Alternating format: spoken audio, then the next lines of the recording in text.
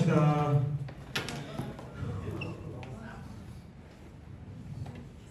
오늘 우리에게 주시는 말씀 보겠습니다. 오늘 우리에게 주시는 말씀은 역대하 10장 미안해요. 역대하 33장부터 33장 10절부터 13절까지의 말씀입니다. 정신이 하나도 없어요. 지금 설교 본문에는 33장 10절부터 1113절까지라고 되어 있어요. 네. 역대하 33장 10절부터 13절까지의 말씀. 역대하 구약이에요, 신약이에요? 똑같은 거 유초동배도 물어보고 왔는데 역대하 구약이에요, 신약이에요? 네. 역대하 33장 10절부터 13절까지의 말씀 우리 한 절씩 번갈아 가면서 읽도록 하겠습니다. 제가 먼저 읽을게요. 여호와께서 므낫세와 그의 백성에게 이르셨으나 그들이 듣지 아니하므로 여호와께서 아수르 왕의 군대 지휘관들이 와서 침해하시매 그들이 므낫세를 사로잡고 쇠사슬로 결박하여 바벨론으로 끌고 간지라. 그가 환난을 당하여 그의 하나님 여호와께 간구하고 그의 조상들의 하나님 앞에 크게 겸손하여 기도하였으므로 하나님이 그의 기도를 받으시며 그의 간구를 들으시사 그가 예루살렘에 돌아와서 다시 왕위에 앉게 하심에 므낫세가 그제서야 여호와께서 하나님이신 줄을 알았더라. 아멘. 한 주가 잘 지냈나요? 네. 방학 다 했어요? 네. 우리 그 뒤에 있는 분들이 궁금한 게 아니에요. 우리 친구들 방학했어요? 어차피 그분들은 그 뒤에 분들 방학이 없잖아요. 한 분 빼고 방학이 없잖아요. 그죠? 네. 다들 방학했어요? 유초동부 친구들은 이제 이번 주에 다 초지초여가지고 이번 주에 다들 방학한다고 아주 기쁨에 넘쳐하고 있더라고요. 네. 짧은 방학이지만 여러분들 잘 알차게 보낼 수 있기를 바랍니다. 그리고 날씨도 굉장히 많이 더워졌는데 몸 관리 잘하며 이렇게 지낼 수 있기를 바랍니다. 여러분들 가운데 영화 이거 본 친구들이 있을까요? 뭔 줄 알고? 없어요. 왜 안 넘어가? 없어요. 해리포터. 나는 안 넘어가요. 뭐예요? 해리포터. 해리포터. 본 사람 있어요? 봤어요. 우리 친구들 목소리. 우리 친구들은 준영이 봤어요? 그 여러분들 나오기 전에 여러분들 태어나기 전에 1편 그죠? 개봉했던데 이게 해리포터 영화인데 나는 개인적으로 이거보다는 반지의 제왕을 좋아해가지고 이거 말고 난 반지의 제왕을 봤는데 이 우리 애들이 왠지 모르겠는데 저번 주 저저번 주부터 해리포터에 빠져가지고 계속 이거 지금 집에서 계속 돌아가고 있어요. 이거 계속 보고 있는데 열심히 보더라고요. 근데 영화 내용은 뭐 네이버에 치면 다 나오고 뭐 봤으니까는 다 알겠는데 영화를 보면 처음에 이제 나올 때 얘 보니까 처음에는 악당 같았는데 나중에 보니까 해리를 도와줬던 착한 편이었던 교수가 나오죠. 혹시 이름 기억해요? 네, 세베루스 스네이프라는 교수입니다. 1편에서는 해리를 되게 싫어해서 이렇게 막 괴롭혔는데 2회는 해리를 도와주는 그러한 모습들을 보여줍니다. 이렇게 사람이 변하는 것에 대해서 원래는 이런 사람이었는데 저런 사람으로 변하는 것에 대해서 뭐라고 사자성어로 부르나요? 그렇죠. 개과천선이라고 얘기합니다. 고칠 개, 진할과 옮길천, 착할 선. 무슨 뜻이에요?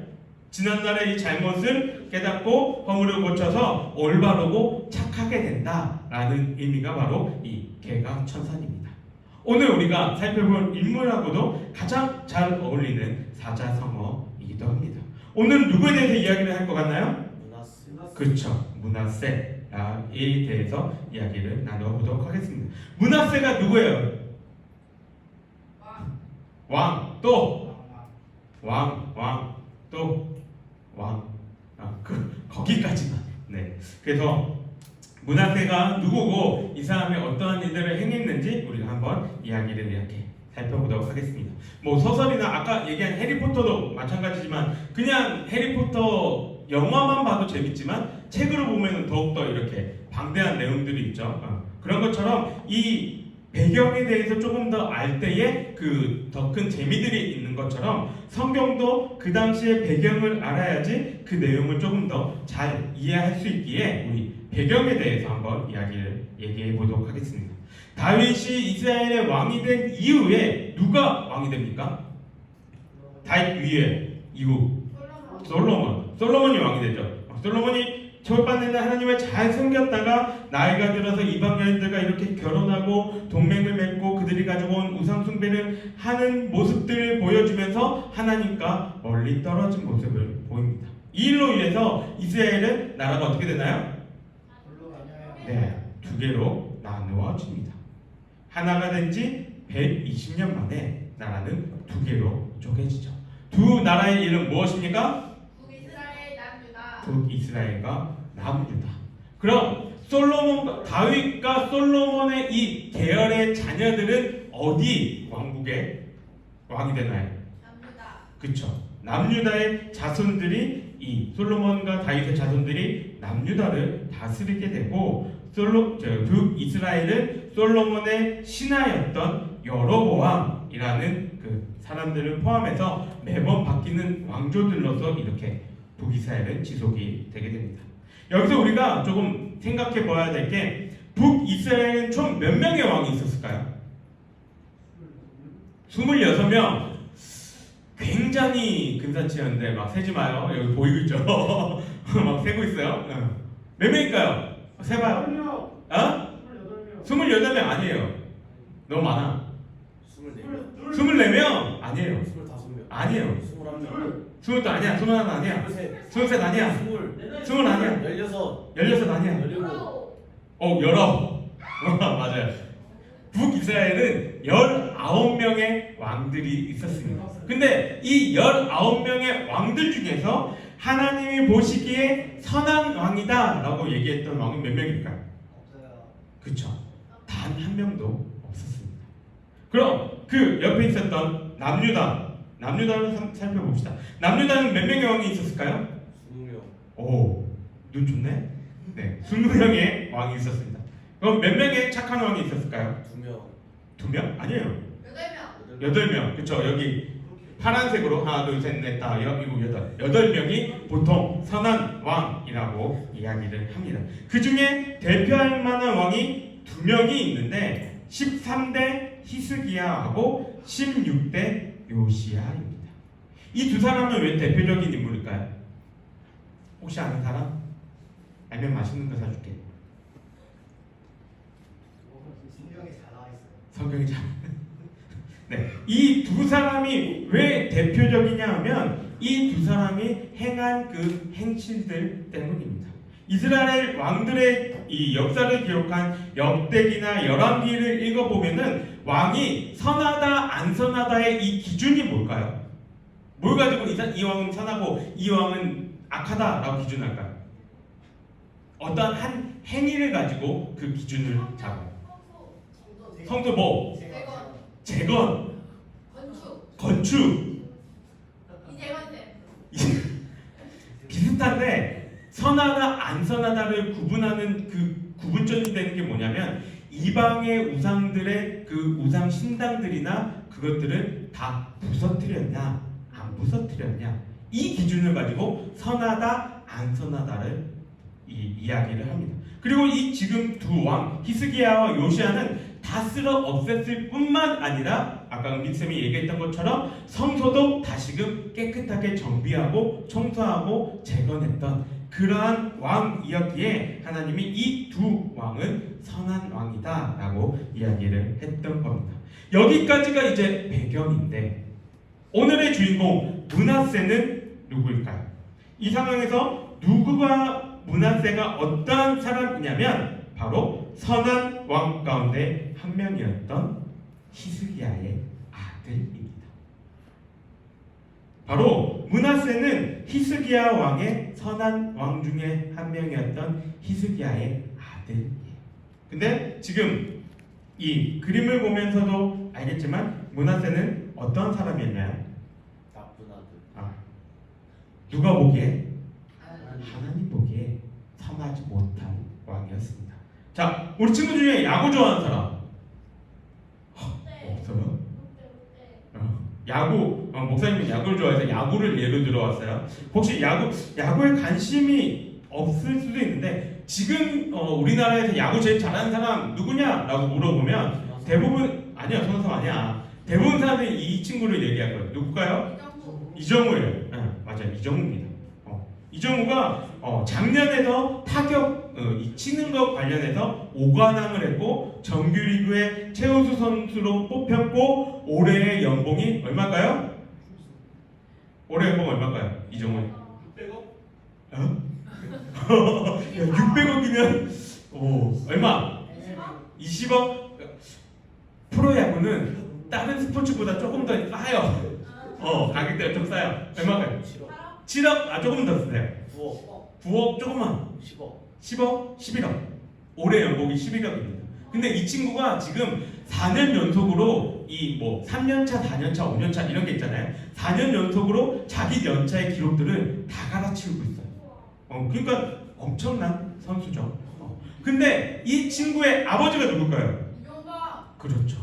바로 목사님이 어렸을 때 좋아했던 80년대, 90년대에 야구를 봤을 때 좋아했던 이종범이라는 선수입니다.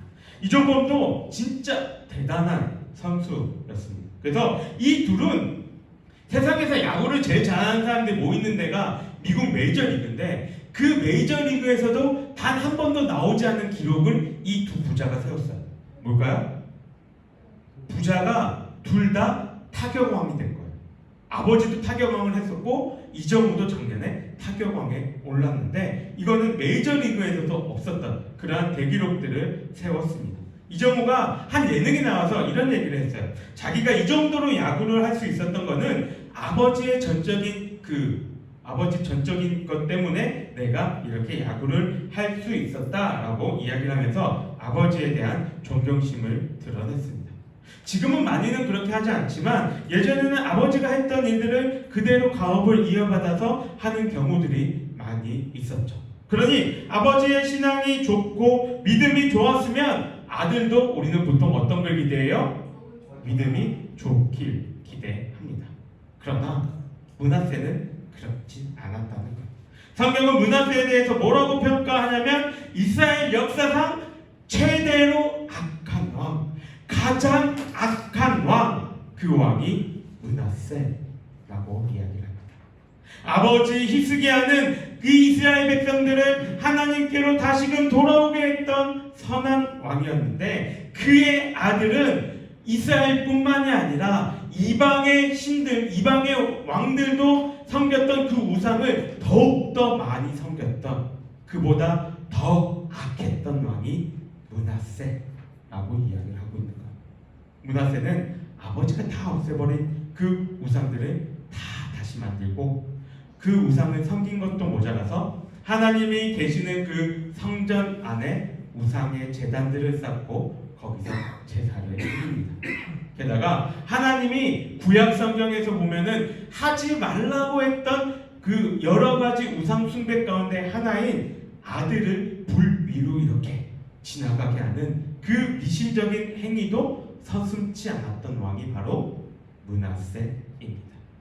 그래서 오늘 우리가 읽은 이 말씀의 앞절을 보게 되면 므낫세 시대의 이스라엘의 모습은 여호와께서 이스라엘 자손 앞에서 멸하신 그 모든 나라들보다 더 심했다라고 이야기를 할 정도입니다. 그런 므낫세였는데 오늘 본문에는 어떤 내용이 기록되어 있나요? 이 므낫세가 바벨론의 포로로 잡혀갑니다. 그리고 그곳에서 환난을 당하면서 자기가 어떠한 잘못했는지 깨닫고 하나님께 회개했던 사건이 기록되어져 있던 거예요. 사상 최악의 왕이라고 일컬어지던 이 왕이 그 어렵고 힘든 일을 겪으면서 하나님은 살아계시는구나 이것을 깨닫고 하나님이 이스라엘을 지켜주시는구나 이것을 깨달았다는 거죠. 그리고 변화되었다는 겁니다. 변화된 므낫세의 모습을 성경은 뭐라고 얘기하냐면 12절에 하나님 앞에 크게 겸손하였다라고 말하고 있습니다. 이 단어를 보통 다른 곳에서 어떤 맥락에서 사용하냐면 하나님 앞에서 회개하고 자신의 잘못을 뉘우쳤을 때 이 단어를 보통 사용합니다. 그러면 므낫세도 하나님 앞에서 회개하고 자신의 잘못을 뉘우쳤다는 것이 되는 것이죠. 하나님은 사상 최악의 왕이었던 이 므낫세의 회개를 어떻게 하셨나요? 무시하셨습니까? 외면하셨습니까? 아니죠. 하나님은 므낫세의 그 기도를 외면하지 않으셨습니다. 19절에서 뭐라고 얘기하시냐면 그의 기도와 그의 기도를 들으신 것과 라고 이야기를 합니다. 하나님이 두 번이나 반복해서 므낫세의 기도를 들었다라고 말씀하고 계신 거예요. 이스라엘 역사상에서 가장 악한 왕이었는데 하나님은 그의 회개를 들으셨고 받으셨다 이야기합니다. 그리고 그것은 끝이 아니라 그를 회복시키시고 다시금 이스라엘 왕으로 삼아 주셨습니다. 므낫세를 통해서 저와 여러분들이 기억해야 할 것이 이러한 것입니다. 하나님은 아무리 잘못하고 죄를 지었다 하더라도 그 사람이 진정으로 회개했다면 그리고 하나님께 다시 돌아왔다면 받아주신다는 사실이에요. 이것이 우리에게 위로가 되는 것은 우리가 매번 죄를 짓고 하나님은 이러한 나도 받아주실까? 이렇게 맨날 죄를 짓는데 나를 사랑하실까? 이러한 생각들을 하지만 하나님은 우리를 사랑하시기에 그 회개를 다 받아주신다는 것을 기억하시길 바랍니다. 그래서 여러분들의 삶 속에서 진정으로 회개하며 하나님을 찾는 그러한 시간들이 있기를 바랍니다. 이스라엘 역사상 가장 악한 왕이라고 불렸던 므낫세도 하나님은 그가 회개했을 때 받아주셨고 하나님의 자녀로 회복시키셨어요. 저와 여러분들은 이 정도까지는 아니잖아요. 그렇죠? 가장 악하다 평가받지는 않잖아요. 그러니 하나님께 용서하시는 그 하나님께 은혜와 자비를 구하며 하나님의 그 은혜와 자비가 얼마나 큰지 마음에 새겨볼 수 있는 우리 친구들이 되기를 바랍니다. 그리고 또한 이것 하나를 기억했으면 좋겠습니다. 므낫세가 하나님을 찾은 계기가 뭐예요? 왜 므낫세는 하나님을 찾았죠? 그쵸. 바벨론의 침략을 받고 포로로 끌려가서 환난을 당했습니다. 그것이 계기가 됐어요. 많은 사람들은 일이 잘 풀릴 때, 잘 나갈 때에 하나님을 찾지 않습니다. 어렵고 힘들고 답이 없을 때에 하나님을 찾죠.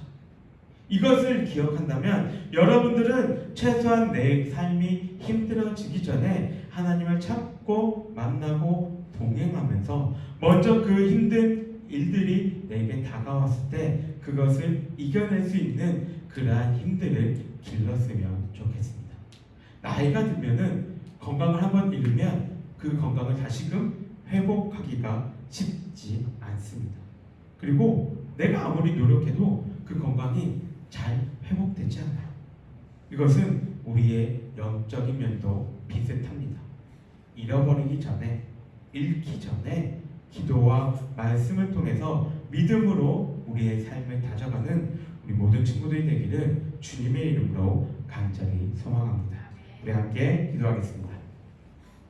사랑과 은혜가 충만하신 하나님 아버지 감사합니다. 오늘 므낫세를 통하여서 우리가 하나님께 진정으로 회개했을 때 하나님은 그 회개를 받으시고 우리를 다시금 돌아오게 하신다는 그 사실에 대해서 우리가 기억해 봅니다. 하나님 아버지, 우리 친구들의 삶 가운데에 주님을 온전히 바라보며 또 주님 앞에서 지었던 그 죄들로서 발목 잡혀 있는 것이 아니라 주님은 우리의 진정한 회개를 바라고 계시다는 그 사실을 기억하고 깨달으며 주님께 온전한 회개로 나아갈 수 있는 우리 친구들이 되게 하여 주시옵소서. 또한 우리 친구들의 삶 가운데서 또 주님을 온전히 바라볼 수 있게 하시고 또 어려움과 힘든 일이 닥쳐오기 전에 먼저 주님과 교제하고 그 신앙이 단단해져서 그 일들이 언제든 닥쳤을 때에도 주님을 의지하면서 굳건히 세워져 갈 수 있는 우리 친구들이 될 수 있게 하여 주시옵소서. 여호와는 내게 복을 주시기를 원하고 너를 지키시기를 원하며